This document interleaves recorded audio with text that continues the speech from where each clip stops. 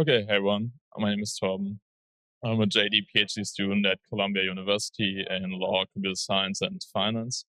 I'm focusing really on the redesign of capital markets on public blockchains. And then I'm also the founder of Tab Finance, where we work on building a decentralized clearing, trading, and settlement system. Today I'm going to talk about the Trustless Collateral Orchestration for stablecoins. So it's fair to say that today stablecoins are the most successful product in crypto.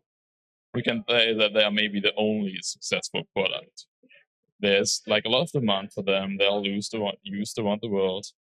And interestingly, though, they're like not really crypto native. They are based on a currency that is created and minted by the US government. It is not really peer-to-peer cash, but a representation of US government-backed money. It seems at least a bit ironic that the purpose of Bitcoin was to get kind of independence of governments, get basically independence after the financial crisis of 2008, and to kind of move to an independent financial system. But that has not really played out so far. So we're going to use this talk to speak a bit more about how we can get there and how we can reduce our dependence on government systems. And we're basically going to start that by talking about basically what the future of money will look like. And for that, we're going to take a step back and talk about the history of money and how we got here and why it's such a misunderstood concept in many ways. Money is a really difficult concept. It's not really a technology. It is kind of something between technology, social construct, and social contract. It goes basically deeply to what we are as humans and basically how we live and organize ourselves. So once we have answered the question what money is, we're going to move at like how stablecoins actually look today, and then basically in what forms they come. And then basically, as the title of this talk says, we're going to talk about like how we can design them in a more decentralized, secure, and trustless way. So money is basically a concept that's more than 5,000 years old. And there's this kind of myth that it was like invented like through a barter economy. And that's basically true. So David Gaber has shown that money has always been either debt-based or it has been commodity-based. And we have always oscillated between these two systems. We had always either debt-based money, what we call fiat-backed money, or we had commodity-backed money like the gold standards and basically coins and maybe silver bullion also. And that's basically really important to understand to understand where we are and where we'll go from here. And then maybe last part on that part is that money is kind of as old as the written word. Basically, it comes with like music and languages. And we can't really put a date on the invention because it's so innately human. So basically money started like around like 3,000 years before Christus. And we basically have credit money from the earliest days onwards. So we have transactions that are recorded on basically on tablets, yeah. And they basically were kind of negotiable instruments. They are kind of promissory notes. And they are basically an accounting measure. And the actual physical exchange of money did not really happen. So what happened that in these accounting systems, kind of entries were matched into each other. And that's was like kind of pretty similar to our bank accounts work today. And when kind of silver was used, they used like a silver shekel for like calculating the amount of debt really. And then like after that, around like 800 before Christus until like 600 after, we get the first coins. So coins are basically invented in China and India. And they're basically a solution for the inadequacy of the credit system in many ways, yeah. And we get all these kind of local governments, rulers issue basically their own currency because they gain power with that. They can make their basically citizens dependent on them. And over the next kind of 1,000 years, it kind of becomes then a worldwide phenomenon that we see everywhere. And then basically after that, kind of 600 after Christus, until like the 14th, 15th century, kind of we move back to a credit-based system. Yeah, we have the invention of paper money in China, and we get a really kind of complex banking and credit system for the first time. And we also get kind of in Europe, we get a kind of a more vital kind of system with merchants and with governments that is kind of really based on sophisticated credit and credit arrangements. And then actually interestingly, when capitalism starts kind of around the 1400 or 1500, and we get kind of the modern banking system, we actually move back to gold and basically bullion systems, which basically remain dominant from like 1450 until Nixon gets rid of the gold standard in 1971. And that's basically based on a lot of colonial history, and it is basically really moving back to this coin-based kind of coinage system and away from the credit system. And during the time as well, we kind of see the first banks, we see kind of the first central banks, first in Britain, then in the Netherlands, then in France. And we also saw the first kind of real bonds issued. And then we basically, until kind of after 1971, we move after the US kind of get rid of the gold system, of the gold standard, we move into this free-floating exchange rate system, which we are living kind of in ever since. So basically, we have no gold reserves anymore. We have like no commodity anywhere backing our current kind of money, but exists digitally. It is basically if we take the US dollar, it's a claim on the US government. Kind of it's a claim, it's trust in the system, yeah, it's trust in our institutions. So basically, the most important lesson to take away from all of that is that money was never invented. It was basically always there. It's always been kind of a human kind of trait and more like a feature of the societies we are living in. And that there's kind of not only one form of money, and that's important for our purpose. We talk about stablecoins. It can be a commodity, it can be a debt-based system, maybe it can even be more going forward. And we really need to understand it from first principles, so we are able to basically create better stablecoins and better money at the end of the day. And if we think about it, what kind of makes good money in that sense is that it's globally accepted and that it has basically a stable purchasing power over time. And one of the big goals of stablecoins must be to do kind of these two things, yeah, to be globally accepted and to have like a constant purchasing power over time. And then maybe kind of less like to kind of this part, the strongest argument for money as a commodity is really a trust thing, yeah, because people did not trust other people like for their debt, or you couldn't go to China if you were based in Europe and basically pay with like your debt from Europe. So that's basically why coins basically came up. And we kind of also like why we moved away from it over the last 50 years, because it's kind of, we can have a global debt-based kind of fiat money system since 50 years, because we became more transparent and basically more open. So basically, we're going to move now in the kind of how money works in public blockchains, and basically money on trustless systems in the basically in that sense. And what we had like, so Bitcoin is basically the first try at that, yeah. It describes itself, Satoshi describes it as electronic peer-to-peer cash, and we try to get rid of the trust assumptions. But Bitcoin as money has pretty much failed, yeah. ETH has failed as money, yeah. So both are like also really kind of poor and bad implementations of money. They are basically they are not accepted as payment worldwide, and they're also highly volatile in their value. And these two features are basically the opposite of what we just basically determined and described as the main characteristics of good money. So what we ended up with is kind of stable coins, yeah. So we have like stable coins backed by off-chain collateral, like off-chain debt. We have stable coins backed by on-chain collateral, by on-chain debt, and we basically tried our hand at collateral with like without stable coins without collateral. So we got algorithmic stablecoins, but we basically kind of know now that they don't work. We can basically show empirically that they don't work and mathematically that they can't be really stable, that they can't keep the peg. So that's basically we will keep the category out from here onwards.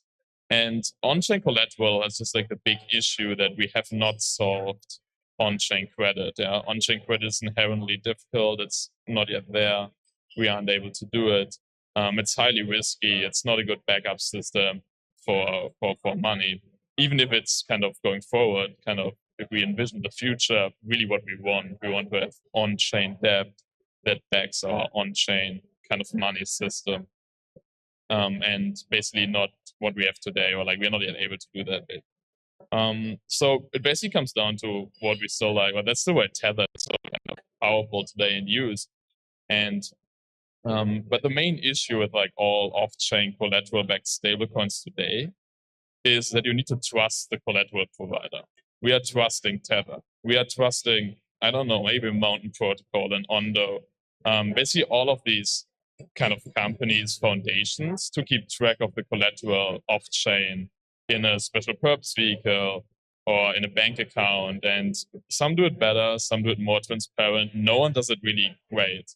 It's in a general kind of we are really inducing a lot of trust in these institutions. And that are basically the first kind of points where the system will break down, as we have seen like with Circle and Silicon Valley Bank. Like as soon as Circle we put a lot of trust in Circle, and that basically that point can default, that point can break down. So the big question is, how can we prove that, and how can we get rid of that trust assumption going forward?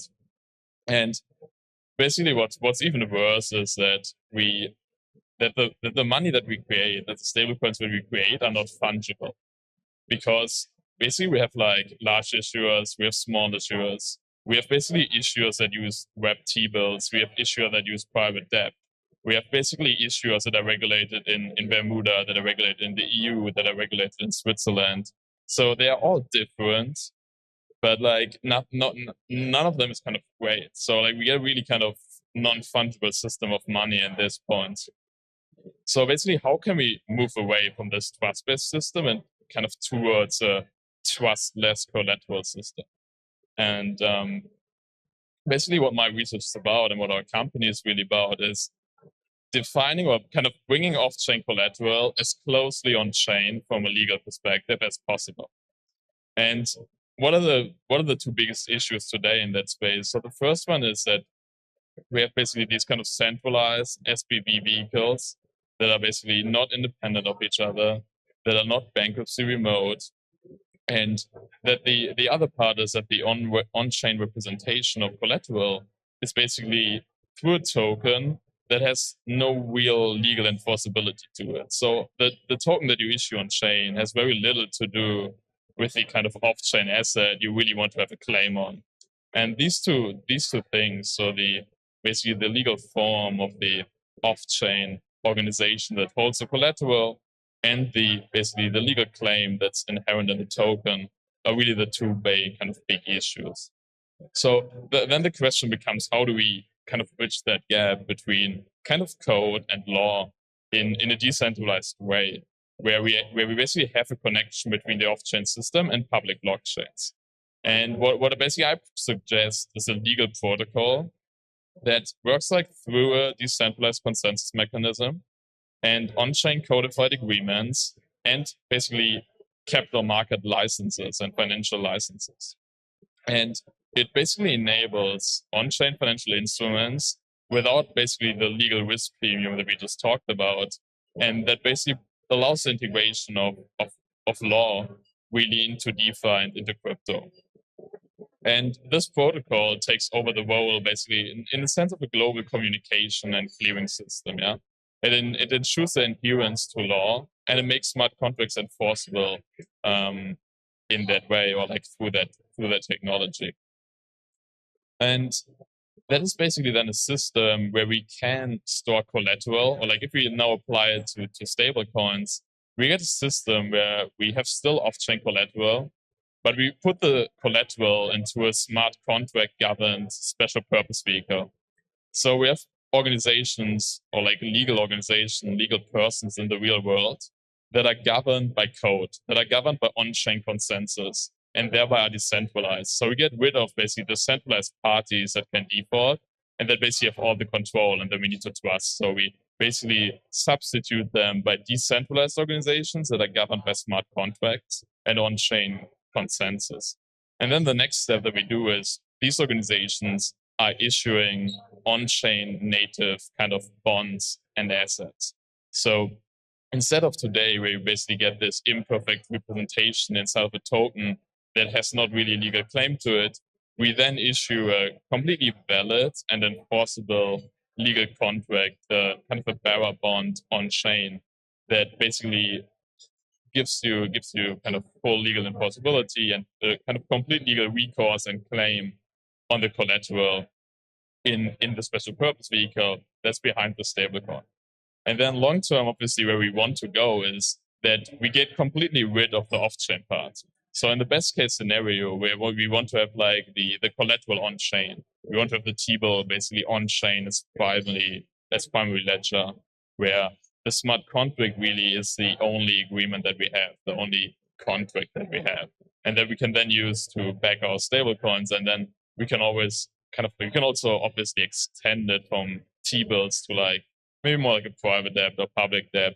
But the key feature is really once it is on chain, we can get completely rid of the trust assumption as long as it comes to like the collateral part, because we can always we can in real time observe the value of the asset on chain. So a stablecoin can be like on chain, real time, be linked to the collateral. And that's obviously the kind of the future, the kind of the end game in this kind of whole kind of scenario and so protocol architecture that we are kind of proposing, because then we really have a trustless kind of money system. And that really kind of needs to come through integrating law and integrating kind of credit contracts on chain. So basically, let me sum up the talk and then we come done with all this. We have basically started and said that money is basically as old as human societies are. Yeah? There's like this barter theory of money is not true. We always had either a credit-based system or like a commodity-based money system. And the commodity-based element only came from a trust issue. So we are removing the trust issue kind of through public blockchains, but we still need the kind of debt part, the credit part to it. So we are left with a credit system for money, basically. And then we have the issue that everything that we have tried today on the stablecoin side is kind of inferior because we introduce new trust, yeah? And it is like, it's really kind of not feasible yet to kind of go outside of crypto. It's only used inside of crypto to basically trade other cryptocurrencies. But like the goal is kind of over the next years to move like to a trustless system where we have the collateral basically on chain and where we have basically in that sense trustless collateral management and really a trustless money kind of money tech stack. And that's basically, I think, the future where we're headed and the future where money will be, or where money on chain will be really, really impactful and will be really successful. So it basically, this future from that perspective lies in basically decentralized and transparently managed collateral. And that is created like through leveraging the power of public blockchain, which minimize trust and maximize security. Yeah? And then we integrate a real-time accounting and legally enforceable smart contract system into it, and thereby creating a more robust and flexible financial system. And then we basically can start from there, basically moving into a global acceptance and stability phase, where we basically make in that sense, hopefully the whole financial industry a bit kind of better through better kind of money technology. And I think in the end, it's really exciting to do because there hasn't been that much kind of innovation in finance and also in money. So I think it's really great that we can do it. And basically we're going to do it, or like we are looking forward to do it through technological advancements and through a commitment to decentralization and transparency.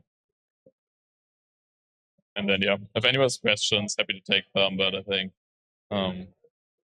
yeah, I think we can do them, yeah, afterwards one-on-one. Perfect, thank you.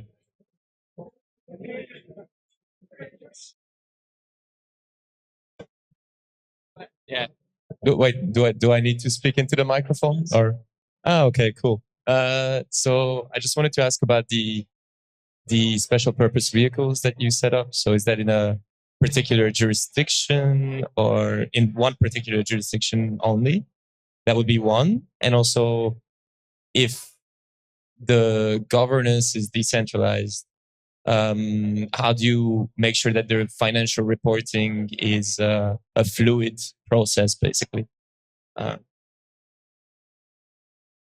Yeah, good question. So, like for the jurisdictions, we will launch it in multiple jurisdictions. It's not possible in every jurisdiction around the world, but we have several in Europe. It's like Luxembourg, Ireland, Switzerland.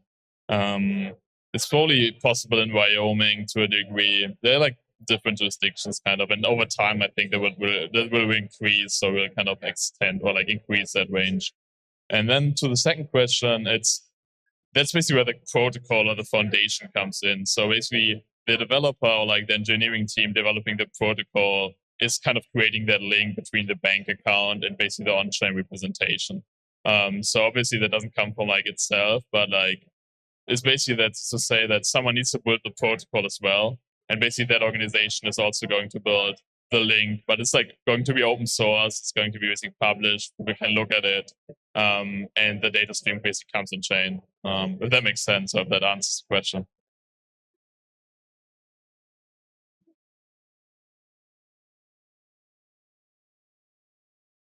Okay, big applause for Torben.